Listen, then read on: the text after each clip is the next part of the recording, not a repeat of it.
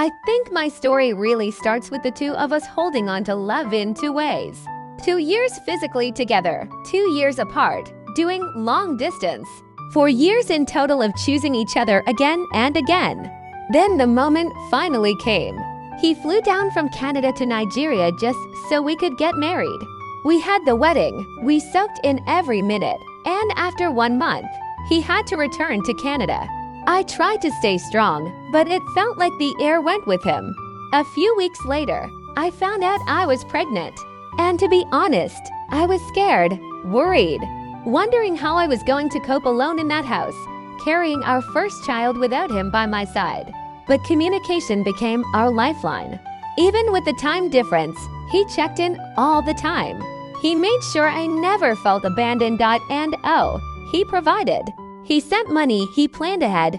He stood in the gap even from thousands of miles away. There was a time I couldn't eat because of the pregnancy. Everything irritated me. And this man ordered food from far away just so something would reach me. Little things, but they meant everything. 7 months passed. 7 months of pregnancy without him physically there. Then one day, my visa finally came out. I still remember screaming his name and telling him to check. He logged in and said, "Your visa has been approved." I don't think I've ever cried from joy the way I did that day. I packed my bags, packed every little thing that felt familiar.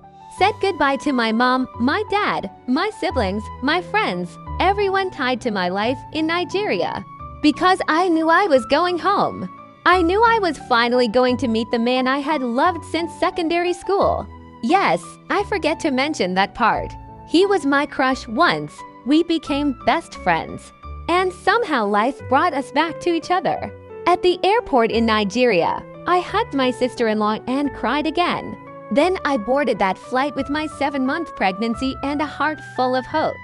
Landing in Canada, that was another moment I'll never forget. There he was, standing patiently with flowers in his hands. I walked up to him and hugged him like I was afraid he might disappear. I hadn't seen him in 7 months, carrying his child, doing everything alone, and finally I was back in his arms. I arrived in Canada in November. In December, we welcomed our beautiful baby girl, Chloe, and she has been our whole world ever since. When I look at my little family now, I think about everything we survived.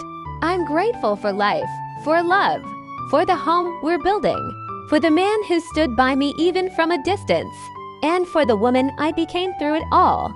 That's our story.